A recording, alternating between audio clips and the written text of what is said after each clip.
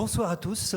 Nous sommes partis donc en compagnie de la tunique d'Argenteuil, ce vêtement vénéré depuis plus de 1200 ans, donc dans cette commune d'Argenteuil, dans le Val d'Oise, en Île-de-France. Voilà, ce vêtement est-il authentique? Est-il celui porté par Jésus-Christ lors de sa passion? C'est le sujet qui nous anime ce soir. Voilà. J'allais dire avec les épines de la Sainte-Croix, avec le linceul de Turin, avec le suaire d'Oviedo, nous sommes en face des reliques les plus sacrées de la chrétienté. Alors, que dit l'Église par rapport à cette dévotion? Sommes-nous obligés de croire pour être un bon chrétien? Voilà, autant de sujets que l'on va traiter. Vous avez peut-être déjà votre opinion forgée dans un sens ou dans un autre. Vous avez peut-être droit d'avoir des doutes. Vous pouvez aussi être très critique par rapport à ces dévotions ancestrales. Mais cette soirée est pour vous, restez tous. On va répondre à toutes ces questions. Et je suis pour cela, depuis l'espace Bernanos à Paris, très très bien entouré. Bonsoir. Et donc, j'ai d'abord effectivement la présence du père Guy-Emmanuel Cariot, qui n'est autre que le recteur, depuis quelques années déjà, 2015, bonsoir père, de la basilique Saint-Denis d'Argenteuil. Bonsoir. Merci de votre présence. Et vous êtes aussi exorciste du diocèse de Pontoise. Jean-Christian, rapprochez-vous un petit peu de nous, là vous êtes très éloigné je trouve. Et Jean-Christian, petit-fils, mais faut-il présenter l'historien connu et reconnu pour ses nombreuses biographies de nos rois de France à l'époque du Grand Siècle ou jusqu'à la Révolution, connu aussi pour son essai magistral sur l'historicité de Jésus et puis plus récemment sur le linceul de Turin. Mais ce soir, Jean-Christian est là pour une autre actualité. Nous l'avons invité puisqu'il vient de signer sa dernière enquête historique qui s'intitule tout simplement « La Sainte Tunique d'Argenteuil » aux éditions Talendier. Voilà. Je dis tout de suite que c'est un livre très accessible. Voilà, je l'ai dévoré, je l'ai quasiment pas lâché les mains. Alors c'est faux parce que je l'ai commencé une journée et je l'ai fini le lendemain matin. Mais voilà, ça se lit, c'est 200 pages seulement, rythmées, ciselées. Donc voilà, ceux qui trouvaient l'exercice des 670 pages de son Jésus fastidieux, voilà, j'ai 670, mais ça englobait les notes et les annexes, voilà. Mais voilà, très beau livre, et donc j'ai envie de commencer cette conversation avec vous, Jean-Christian, peut-être tout simplement pour nous dire, mais quand on parle de tunique, de quoi parlons-nous? C'est-à-dire, voilà, on a pu dire une cape, une cotte, une veste, dans différentes descriptions historiques. Pouvez-vous déjà nous dire de quoi parle-t-on? Alors, c'est un tissu de laine non mérinos qui présente l'aspect avec une trame un peu serrée, qui présente un aspect d'une sorte de chemise. On estime qu'elle devait avoir une longueur d'1,48 m, mais elle fait beaucoup moins aujourd'hui. Elle a en fait été découpée en plusieurs morceaux sous la Révolution, on y reviendra peut-être, et on a reconstitué ultérieurement. Donc il y a 4 morceaux importants, un morceau d'1,22 m sur 1,10 m, un autre de 0,68 m sur 0,43 m, qui présente de couleur brun-rouge, avec des taches roussâtres qu'on sent au toucher, la présence de taches. Alors, est-ce que ce sont des taches de sang ou pas? C'est le grand problème. Donc, il manque beaucoup de parties, parce qu'il y a eu de nombreux prélèvements, notamment de la part du clergé, mais aussi d'habitants d'Argenteuil, au moment où la Révolution aidant, eh bien, ils ont récupéré quelques morceaux, et puis certains les ont gardés, etc. Sa caractéristique, c'est que c'est une tunique inconsutile, c'est-à-dire qui a été tissé d'un même morceau, sans couture. Donc on n'a pas fait de couture pour les bras, pour les manches.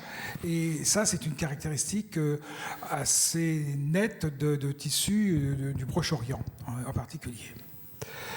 Voilà, donc elle est conservée dans la basilique Saint-Denis d'Argenteuil depuis déjà plusieurs siècles. Alors, vous ne répondez pas complètement à ma question. Voilà, la notion de tunique. Tout le monde portait des tuniques, des surtuniques, des sous-tuniques. De quoi parle-t-on ? On pense que ce serait la tunique du dessous que Jésus aurait portée sur le chemin de croix.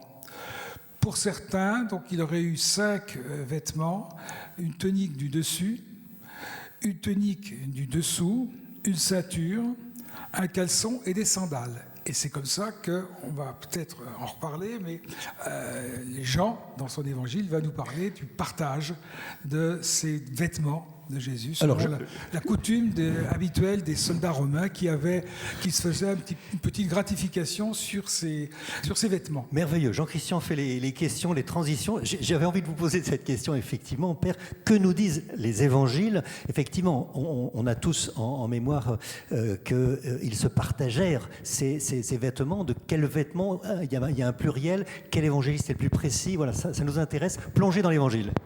Alors, les 4 évangélistes parlent du partage des vêtements, mais seul Saint Jean nous parle de la tunique. Donc, on nous dit les soldats se partagent les vêtements, 4 parts, donc 4 soldats, et la tunique. Et la tunique, évidemment, ça ne sert à rien de la diviser en 4. Donc, il faut la tirer au sort. C'est ce que font les soldats. Là, nous sommes au chapitre 19 de l'Évangile selon saint Jean, versets 23 et 24. Quelques versets après, Jésus meurt sur la croix. C'est ce que dans l'Évangile de saint Jean, on appelle son heure. Vous vous souvenez, il avait dit au début de l'Évangile « Que me veux-tu, femme ? Mon heure n'est pas encore venue » aux noces de Cana. Et plusieurs fois, on parle « Mon heure n'est pas venue ».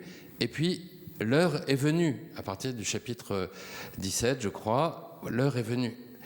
Et cette heure, c'est l'heure de la croix. Moi, je me pose une question, et parce que j'ai beaucoup médité sur ces 2 petits versets et sur leur place incroyable au sommet de l'évangile de Saint Jean, à l'heure, vraiment.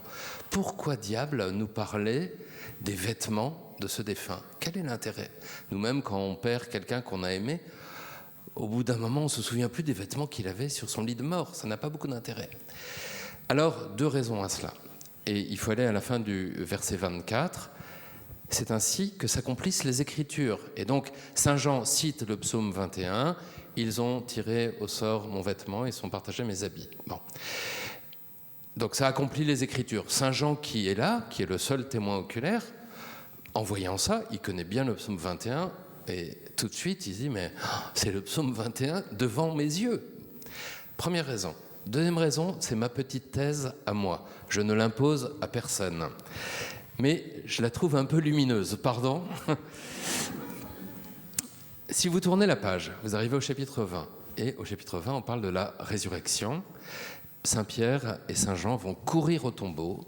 Et puis finalement, ils rentrent dans le tombeau. On est au matin d'un monde nouveau. C'est la Pâque, la résurrection de Jésus. Vraiment, l'Église née, c'est vraiment le début d'une aventure énorme. De quoi parle Saint Jean ?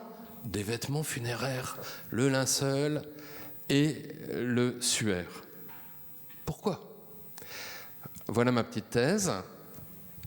Saint Jean, on sait que c'est celui qui écrit le plus tard son évangile. Parmi les 4 évangélistes, c'est lui qui écrit en dernier. Saint Jean, pour moi, s'adresse déjà à des communautés chrétiennes qui connaissent ces 3 textiles et qui, sans doute, d'une manière ou d'une autre, les vénèrent déjà.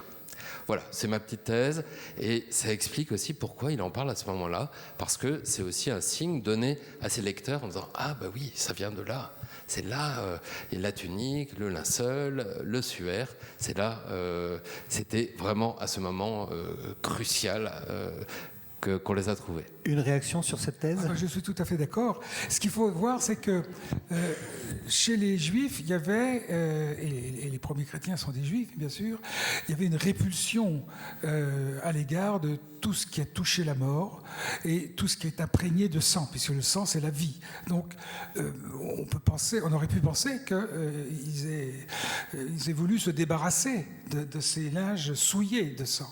Mais c'est justement la résurrection qui fait changer complètement la perspective. D'où, pour eux, la nécessité de récupérer ces vêtements, récupérer ces objets qui vont devenir des reliques. Alors, il y a eu beaucoup de reliques de la Passion. Il y a eu les clous, la couronne d'épines, par exemple, évidemment, qui va revenir à Notre-Dame, qui n'est pas encore, mais qui va revenir à Notre-Dame, pour laquelle, d'ailleurs, on n'a pas d'expertise scientifique très bien établi. Les clous, le bois de la croix, une grande quantité de bois de la croix, l'éponge, la lance, etc., etc. Les fers qu'aurait porté Jésus. Alors, très probablement, parmi toutes ces reliques, il y a des fausses reliques, il y a des reliques qui ne correspondent pas à la réalité, ou ce qu'on appelait au Moyen-Âge des reliques de contact. C'est-à-dire qu'on fabriquait une relique, une fausse relique, sciemment, et puis on la faisait toucher à la vraie relique. Et ça devenait une relique de contact, d'où ça permettait de multiplier les profits aussi, bien entendu.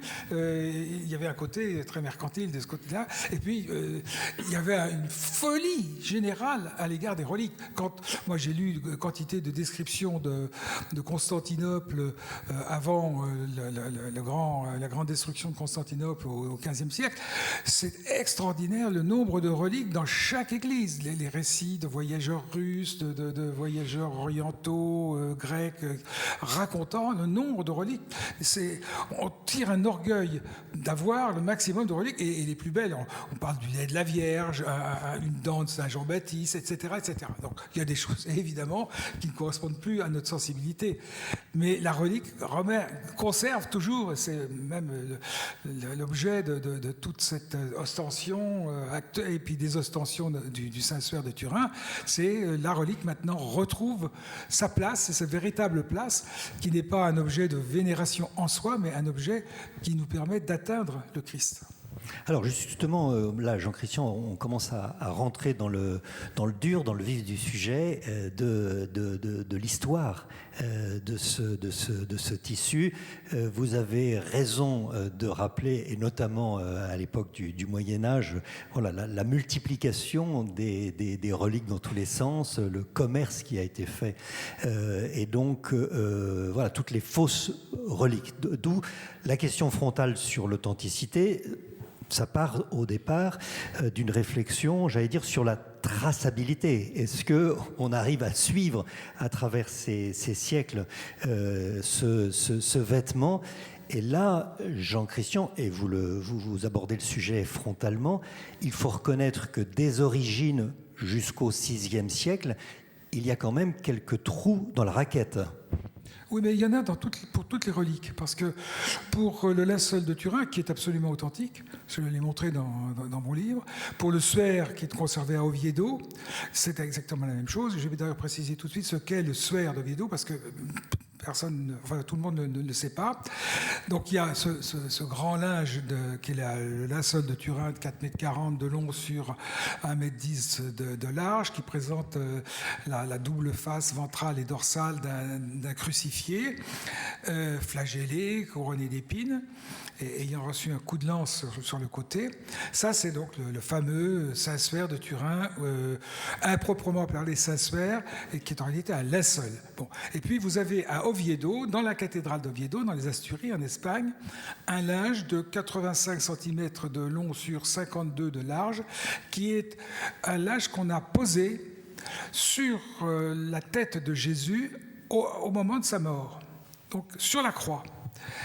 Et ce linge n'est pas très parlant, parce qu'on voit que des taches de sang. Mais il a été aussi utilisé au moment de la descente de la croix, jusqu'à la mise au tombeau.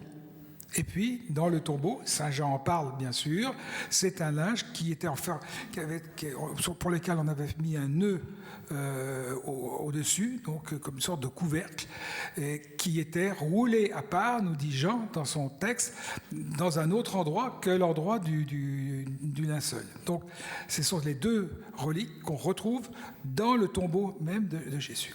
Et puis, la tunique elle-même, donc, qui est cette tunique que Jésus aurait portée ou a portée. J'affirme, je suis affirmatif. Donc, ces trois reliques, on va en parler, mais scientifiquement, se renforcent l'une l'autre du point de vue scientifique. Du point de vue historique, il y a un grand trou. Sur le linceul de Turin, on ne sait pas très bien comment il arrive dans la ville d'Édesse en 386-387. Sur le suaire d'Oviedo, on ne sait pas très bien comment il arrive au 7e siècle en Espagne, à Oviedo en Espagne. Et c'est un peu la même chose, malheureusement, pour la tunique. On a des textes incertains, une hypothèse d'un géorgien, juif géorgien qui aurait rapporté cette tunique, c'est pas très crédible. Un texte de Grégoire de Tours aussi qui nous parle d'un coffret qui aurait été conservé dans la ville de Galata, qu'on a identifié à Germia en Turquie. Tout ça est douteux. Je penche plutôt pour un texte d'une compilation qu'on appelle le pseudo-Frédéguerre du VIe siècle et qui parle d'un linge qui aurait été conservé dans un marbre, dans un coffret de marbre à Jaffa. Jaffa, c'est aujourd'hui une banlieue de Tel Aviv. Et on sait que Pierre a été à Jaffa pendant quelques mois.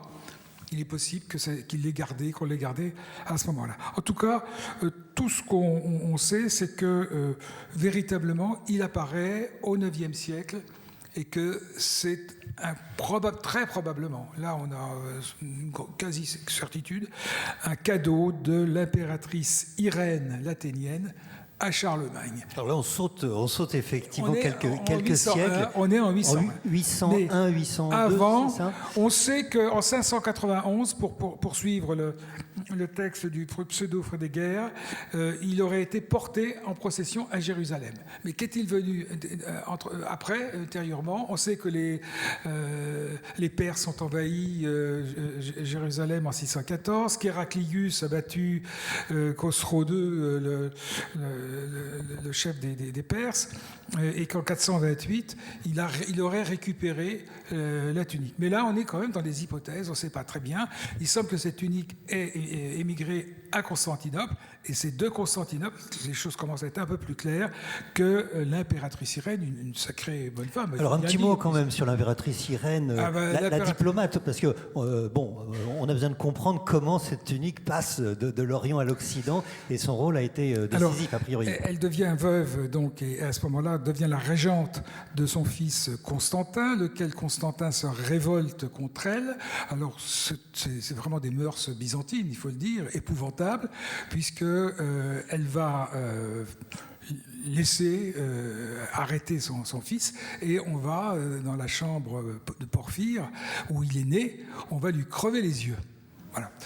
Et ensuite, elle va donc être l'impératrice, la Basileus, à la place de l'empereur d'Orient, jusqu'au moment où elle sera déposée en 803. Mais à un moment donné, en 801, vers 801 à peu près, elle a l'idée, ou plutôt c'est Charlemagne qui a l'idée, l'empereur d'Occident, d'épouser Irène. Alors un mariage fictif, chacun resterait dans sa capitale évidemment, mais ça reconstituerait la tunique. Et quel plus beau cadeau que de faire le cadeau de la tunique, puisque la tunique inconsutile, ça a toujours été dans l'imaginaire de l'Église, cette tunique qu'on ne peut pas diviser et qui est celle de l'Église même, qui malheureusement connaîtra des temps de schisme et autres, mais cette idée de l'indivisibilité, affirmée par exemple par le pape Boniface VIII, c'est quelque chose de très important pour l'Église, n'est-ce pas mon père ? Oui, c'est Saint Cyprien de Carthage qui, quelques siècles avant, écrit sur la Sainte Tunique. Il se sert un peu de la Sainte Tunique comme magnifique symbole de l'unité et ça reste pour nous quelque chose de très important, même si, comme vous l'avez noté, elle a été découpée, etc. Alors aujourd'hui, elle est remontée, elle est à la fois un héritage et puis elle est une espérance, si je puis dire. Alors j'ai besoin de comprendre quand même le lien entre son arrivée dans les mains de Charlemagne et tout d'un coup, un matin, dans la petite ville d'Argenteuil, dans un petit prieuré, parce qu'il y avait d'autres lieux de rayonnement de la spiritualité chrétienne à l'époque. Pourquoi Argenteuil ? Alors, Charlemagne, en accueillant la Sainte Unique, c'est un grand chrétien, Charlemagne. Il sait exactement il connaît le chapitre 19, versets 23 et 24 de l'Évangile. Je l'imagine tomber à genoux.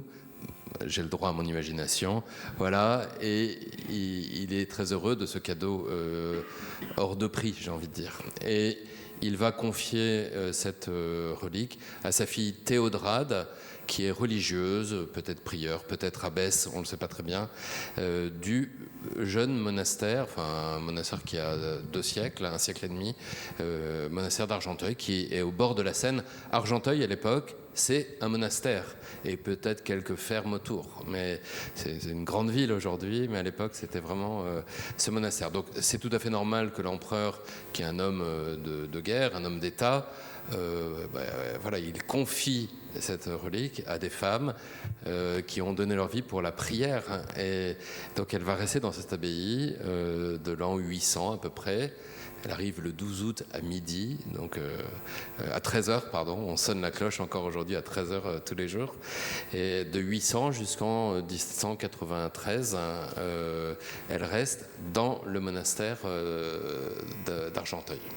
Là, vous voyez sur ce tableau du 19e, je crois, qui est dans le livre de Jean Christian, j'ai oublié de vous dire qu'il y avait un cahier de photos au milieu, très intéressant. Voilà, un tableau, mais on a peu d'informations sur la cérémonie de remise de la Sainte Unique entre Charlemagne et sa fille. Il n'est peut-être pas venu, ça on ne le sait pas, c'est représenté ainsi pour bien faire comprendre la chose. Il est peut-être venu aussi, on ne sait pas. Vous avez parlé de l'absence de preuves dans les 5 premiers siècles. Les historiens savent que dans l'histoire chrétienne, entre la mort et la résurrection de Jésus et la fin du IVe siècle, on a très peu de signes historiques. Le christianisme n'était pas toléré jusqu'au début du IVe siècle. Pas d'église, ou très peu. Des communautés chrétiennes domestiques. On a très peu de reliquats un peu historiques de ces siècles. Donc ça explique aussi. Et puis sur quel autre objet de l'Antiquité on demande autant de preuves ? Aucun. Alors nous, on est heureux d'en trouver, évidemment, et d'en donner quand on en trouve, mais sur aucun autre objet de l'Antiquité, on demande autant de preuves. Message reçu. Alors on passe au 9e siècle, où là on a un petit peu plus d'informations, période troublée au milieu de ce siècle, avec les débuts des invasions voilà, des Danois, des Vikings, des Normands. Et là, de nouveau, la tunique disparaît. Alors Jean Christian, où était-elle ? Alors, en 845, il y a un premier siège par les Vikings de Paris. En 888, 87, 88, il y a un nouveau siège. Et bien sûr, la tunique, elle disparaît, elle est cachée. En fait, elle est cachée par les religieuses. Mais les religieuses s'enfuient. Elles reviennent quelques temps plus tard, mais tout le monde a oublié l'existence de la tunique, et ça va durer comme ça pendant plusieurs siècles. L'abbé Sugère, qui est l'abbé de Saint-Denis, va remettre un peu d'ordre dans cette communauté. L'une des abbesses avait été la fameuse Héloïse, donc la femme d'Abélard, et il y avait un certain relâchement, semble-t-il, des mœurs dans cette communauté de femmes, et donc l'abbé Sugère remet la main sur cette communauté, mais on ne parle toujours pas de cette tunique. Et c'est seulement, semble-t-il, vers 1152, 1153, qu'on la redécouvre à la suite probablement de travaux de restauration. Elle avait été enfouie, peut-être dans la terre, peut-être dans un pilier, on ne le sait pas. Et à partir de là, eh bien, évidemment, les choses vont changer. Plus en lumière. Et justement, on va parler de lumière, parce que là, on est en 1156. de Deuil, donc le nouvel abbé de Saint-Denis, celui qui a succédé au puissant abbé Sugère, organise une première ostension publique. Alors là, je vais faire le béotien, comme je disais. Ostension, qu'est-ce que ça veut dire? D'où vient ce mot? À quoi procédons? Pourquoi public? Avant, c'était privé. Père, au secours. Alors, ostendere, ça veut dire montrer en latin. On l'a dans ostensoir, par exemple, ostensible, etc. Donc, on va montrer, c'est une exposition, hein, prenons un autre mot si vous le voulez, une exposition de la Sainte Tunique déroulée. Et donc, la première ostension va avoir lieu en 1156. On a la charte d'Hugues d'Amiens qui était évêque de Rouen, dont dépendait Argenteuil à l'époque, qui est une charte très précise, qui décrit l'événement, qui décrit quels sont les évêques qui sont là, le souverain qui est là, qui donne le nombre de jours d'indulgence, etc., etc. Donc on a un document historique qui est en possession d'ailleurs de la ville d'Argenteuil, qu'on peut consulter aux archives, et qui est pour nous très important parce que c'est la première ostension publique, c'est-à-dire ostension c'est toujours public, une ostension solennelle auquel participe un grand nombre de fidèles. On ne connaît pas le nombre, mais on peut imaginer des centaines de milliers peut-être. Ça attire des grandes foules. Il faut imaginer qu'à l'époque quand même, aujourd'hui l'image nous arrive tout de suite. N'importe quelle personne connaît la ville de Jérusalem sans jamais n'y avoir mis les pieds. À l'époque, on ignore tout. Il y a de la place beaucoup pour l'imagination, mais l'imagination peut trahir aussi la vérité. Et donc là, on a quelque chose qui vient de là-bas et qui est chez nous. Donc c'est un signe qui est donné à une époque aussi très forte de la chrétienté au XIIe siècle et voilà, qui va attirer les foules. Et c'est la première des ostensions. Il va en avoir plein d'autres après. Alors, le roi Louis VII vient d'ailleurs à l'occasion de cette ostension. Les rois sont toujours venus. Les rois s'intéressent pour la première fois, en tout cas à partir de Louis VII, à la Sainte Tunique. J'ai besoin de comprendre, Père, pour creuser cette notion d'ostension. Voilà, qu'est-ce que le chrétien vient faire devant ce tissu, ce vêtement? Quel est son regard intérieur? Est-ce que vous pouvez nous dire qu'est-ce qu'on fait devant une relique?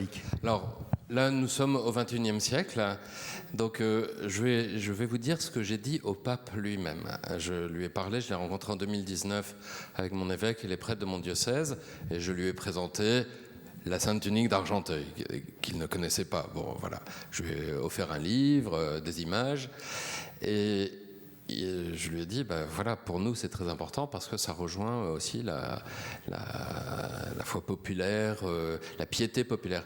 Et il m'a dit, mon père, ne parlez pas de piété populaire parce que en espagnol et en français, le mot piété a mal vieilli. Bon, il dit, il faut parler de religion populaire, ce qui est plus fort en fait, hein, de religion populaire. Il dit, vous et moi, on en a beaucoup besoin. Et je crois qu'il a tout à fait raison. On peut se plaindre du déclin de la foi, du nombre d'inscrits au catéchisme, etc., etc.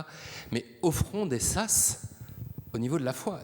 La religion populaire, c'est quelque chose qui est très important. Alors, je ne dis pas du tout ça pour flatter la naïveté populaire, c'est pas ça du tout. Au contraire, je me dis, il y a aussi un bon sens qui vient du Saint-Esprit, qui se révèle aussi dans ce qui est populaire. Et je crois que qui parmi nous, on ne peut que se réjouir de cela, parce que, et ce serait bien orgueilleux de dire... oui, c'est bon pour le bas peuple, moi j'en ai pas besoin. Eh bien si, on en a besoin. On en a besoin, tous. Même si on croit ne pas en avoir besoin, on en a besoin. On a besoin de signes concrets. Reliquier, les reliques, ça veut dire ce qui reste. Eh bien, il y a quelque chose qu'on peut toucher dans les reliques. Dans tous les lieux de pèlerinage, on vient toucher la tombe de Saint-Jacques à Compostelle, on vient toucher la tombe de Saint-Martin à Tours, on vient toucher, entre guillemets, la Sainte Tunique, parce qu'on le touche avec les yeux, mais voilà, et c'est ça qu'on vient faire pendant une ostension. On est mis en contact de la passion du Christ, c'est quand même pas rien. C'est pas le petit doigt de pied de Saint-Glinglin, c'est la tunique de Jésus-Christ, la tunique de la Passion. Donc, on est plongé au cœur du mystère pascal. C'est énorme.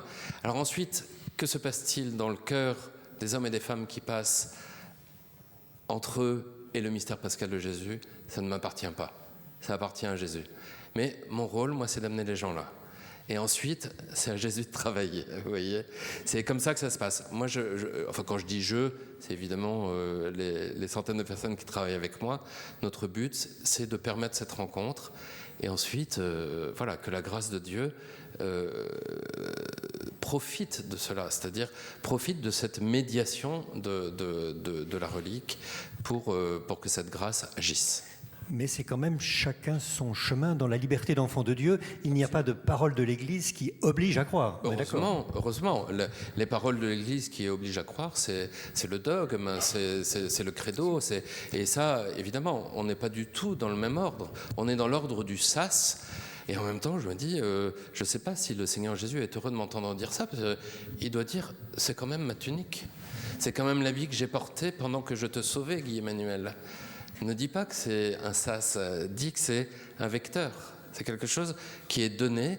Et quel mystère de retrouver ça aujourd'hui à Argenteuil, à 10 km de Paris. Voilà, je comprends que ça puisse choquer. Je veux dire que le Père a écrit une très belle méditation sur la Sainte Tunique, qui sont très émouvantes. Vous en avez déjà presque la substance. Et je ne peux que recommander la lecture de ce petit livre. Merci. Alors, on va reprendre le cours de l'histoire. Non, on va arrêter l'histoire parce que c'est tellement dense entre les guerres de religion, entre la Révolution, effectivement, où il a fallu un malheureux curé la découper, la enterrer, entre son nouvel écrin à partir de la basilique de 1866. Si peut-être vous avez fait une allusion, ça m'intéresserait quand même. Beaucoup de nos rois sont passés dans cette petite commune d'Argenteuil. Alors, c'est disséminé dans tous les chapitres. Vous avez la liste, Jean-Christian, de tous les rois qui sont venus s'agenouiller devant la Sainte Tunique. On en connaît un certain nombre. Il y a François Ier, Henri III, Louis XIII, trois fois Louis XIII.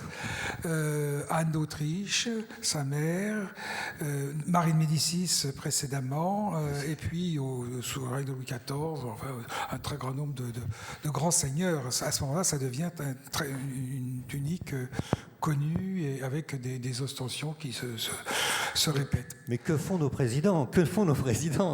Tous les chefs d'État venaient. Il sera invité. Ah, très bien. Alors, dans le livre de Jean-Christian, il y a donc la moitié de ce livre qui est consacré donc à nous raconter l'histoire de cette tunique, mais la deuxième partie, l'autre moitié, est tout autant passionnant. C'est donc l'actualité des recherches scientifiques, à partir de nouvelles technologies. Je dis récent parce que effectivement, cela s'appuie sur des technologies des dernières décennies. Donc, Jean-Christian, ce travail scientifique de recherche, c'est quoi ? C'est la fin du 19e que ça commence, les grandes étapes ? Absolument. 1882, premier examen un peu scientifique de la relique. 1892, début des premières analyses, des chimistes, spécialistes des tissus anciens, des gobelins notamment, des hématologues qui se penchent sur ce linge, les médecins, des chirurgiens. Et tout cela confirme l'existence d'une tunique sans couture, tissée sur un métier probablement artisanal, et confirme la présence de taches de sang. Il y a un travail qui a été fait par un Français qui s'appelle André Marion, qui a progressé considérablement les travaux et la connaissance de la Sainte Tunique. C'est en 1997-98. André Marion était un directeur de l'Institut d'optique d'Orsay, qui avait travaillé d'ailleurs sur le linceul de Turin, montrant qu'il y avait des inscriptions le long du visage, in etcem à mort, donc qui était l'abréviation de la condamnation à mort, in etcem ibis. Et donc on voit les restes, ce qu'il appelle des fantômes d'écriture, Nazarenos avec 2 N accolés, écriture très ancienne, le Nazaréen, Jesus, qui serait le reste de Jésus. Donc ça, ce sont des découvertes très importantes que des Italiens aussi avaient d'ailleurs commencé. Là, il a trouvé 9 taches sur le dos de la tunique, 9 taches de sang. Et c'est quelque chose de très important parce que d'abord ces taches se recoupent avec celles du dos de l'homme du linceul. Bon, donc là, c'est difficile de nier qu'il y ait deux hommes différents qui aient porté et la tunique et le suaire dans le tombeau. Mais surtout, à partir de ce moment-là, on arrive à localiser, à considérer qu'il y a en fait un seul homme dans l'histoire qui a subi la crucifixion et auparavant la flagellation. Parce que habituellement, quand un condamné était donc condamné à mort, à la croix, eh bien, on se contentait sur le chemin de croix de lui lacérer le dos avec un petit fouet pour le fatiguer et pour accélérer sa mort sur la croix. Là, c'est quelque chose de tout à fait différent. On voit bien qu'il s'agit d'une peine en soi. Et ça s'inscrit dans l'histoire du procès de Jésus.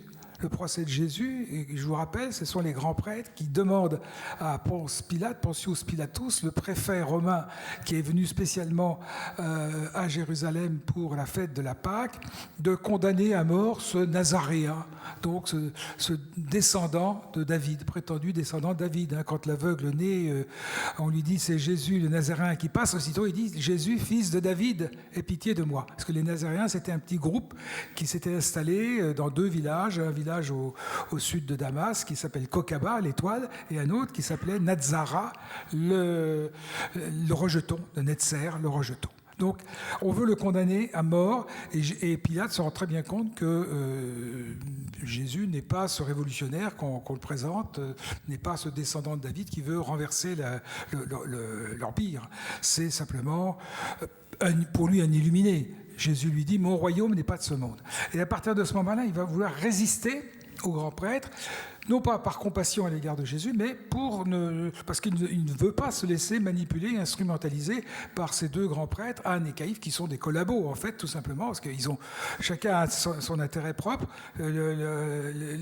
Comment dirais-je, les Romains n'ont pas suffisamment de garnison en Judée pour tenir le pays, et puis les grands prêtres ont besoin aussi des Romains pour maintenir leur ordre avec les Lévites, avec les prêtres, avec tout le système économique qui tourne autour du temple.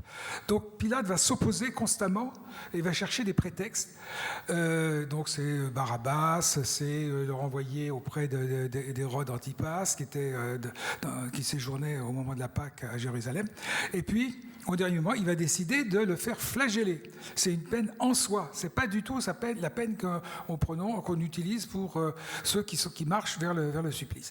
Et ça va être un supplice atroce. On le sait, sur le linceul de Turin. 55 coups de fouet, c'est-à-dire 110 coups de fouet, puisque, en fait, le fouet est double. Ce sont des petites billes séparées par une altère de 3 cm, des petites billes d'acier qui font des excoriations, qui déchirent, qui labourent le dos. Donc, le seul condamné à mort qui est sur la croix, qui a eu un tel supplice, c'est Jésus de Nazareth. Donc déjà là, on est très près d'une identification. On n'imagine pas un marchand dans une souk de Syrie voulant vendre à un chevalier français ou d'Occident, soi-disant cette relique, en disant voilà, c'est la tunique du Christ. Non, là, quand on regarde, on s'aperçoit déjà que l'authenticité crie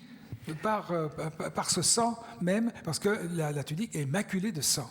Je vous coupe du coup, Jean-Christian, mais ce point-là est essentiel dans votre livre. Vous êtes très en détail, donc à partir donc de l'analyse scientifique de ces tâches, de ces 9 grandes tâches, mais multiples petites tâches. Voilà, on voit effectivement toute la violence et on revoit, pour ceux qui ont vu le film de Mel Gibson, qui avait été critiqué sur son trop gros réalisme violent, mais voilà, vous êtes en phase en analysant. Alors la science nous dit-elle autre chose récemment par rapport par exemple, la laine utilisée, on a pu dire pendant longtemps poil de chameau, poil de chèvre. Elle est en quoi finalement cette tunique? La science a tranché là. Absolument, c'est de la laine. C'est de la laine non mérinos, donc non moderne. C'est de la laine. Ce qu'on a trouvé, c'est on a trouvé des pollens, par exemple, provenant de plantes de Méditerranée. Il y a une quinzaine de pollens sur le linceul, sur les 15 pollens d'Orient. Parce qu'il y a bien sûr des pollens d'Occident, elle a été pendant très longtemps en Occident. Sur les 15 pollens provenant d'Orient, ce sont des plantes qui poussent entre Jérusalem et Hébron. Et il y en a 6 qu'on retrouve sur le linceul et 7 sur le suaire d'Oviedo. Voilà. On a fait aussi les analyses du groupe sanguin, qui est un groupe AB, c'est-à-dire 5%, 6% de la population mondiale. Et ce groupe sanguin se retrouve sur les 3 reliques, donc le linceul, le suaire et la tunique. Donc tout cela montre qu'on est dans une convergence absolument extraordinaire. Et pire encore, on a trouvé, ça c'est le professeur Lucotte qui a utilisé un microscope à balayage électronique de grossissement 12 000. Il a vu les hématies, les globules rouges. Et certains globules rouges étaient déchirés, abîmés. Et là, c'est le signe que l'homme qui a porté cette tunique a souffert énormément. C'est donc un signe de la souffrance de Jésus sur le chemin de croix. Et là aussi, on retrouve donc toute l'émotion qu'on peut ressentir quand on regarde, quand on contemple cette tunique absolument unique.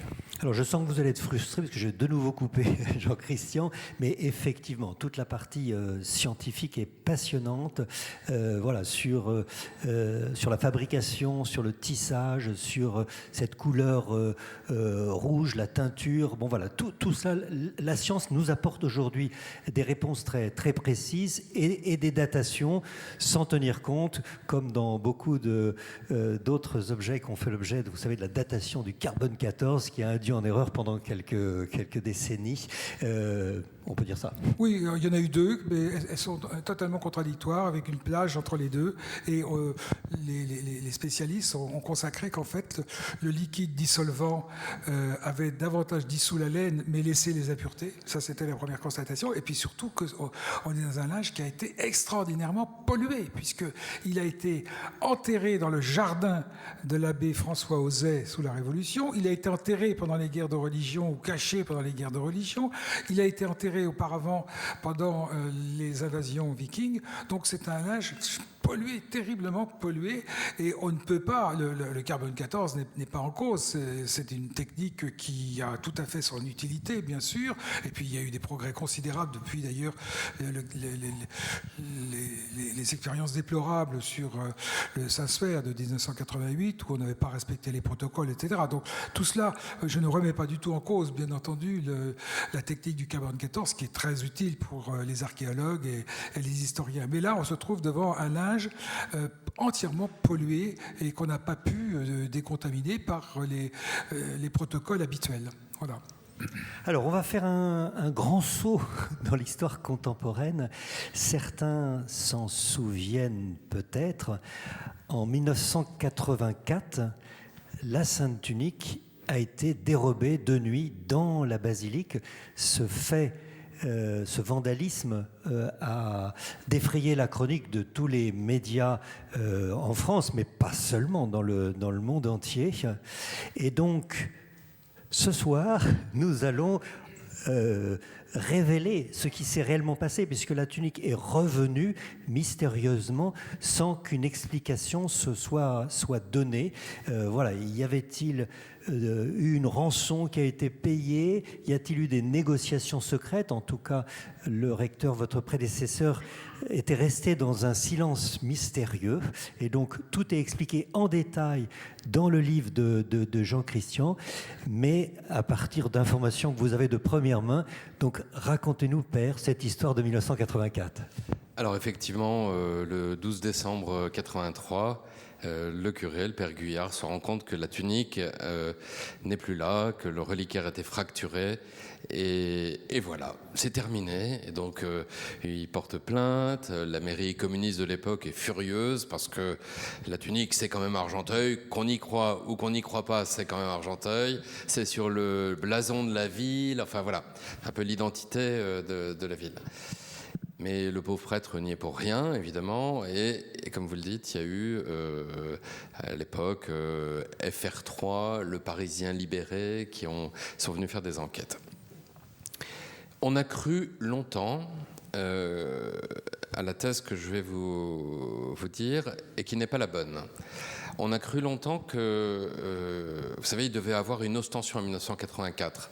Il se trouve qu'à l'époque, le clergé d'Argenteuil, c'est comme ça, c'est l'histoire, n'était pas très porté à la dévotion des reliques. Bon, c'est l'époque de l'action ouvrière à fond.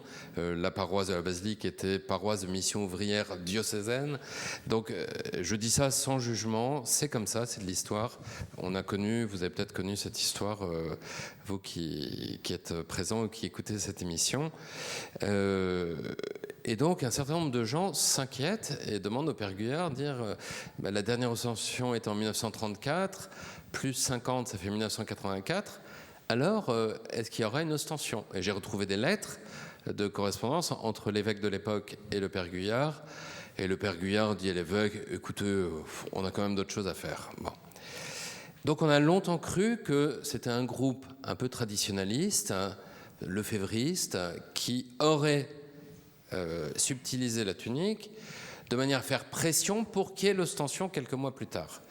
Et de fait, il y a eu l'ostension quelques mois plus tard, puisqu'elle est revenue le 2 février 1984, après qu'un mystérieux coup de téléphone a retenti au presbytère en disant « Mon père, j'ai la tunique, je peux vous la rapporter si vous me jurez de ne jamais révéler qui je suis. » Et le père Guyard est mort quelques années plus tard, sans jamais n'avoir rien dit. Fin de l'histoire. Et thèse officielle, c'est les traditionnalistes qui ont fait le coup. Et j'ai interrogé beaucoup de prêtres anciens qui ont dit « Bah oui, c'est les tradis qui ont fait le coup. » Bon. Sauf qu'en 2015, j'ai eu la révélation d'une toute autre histoire.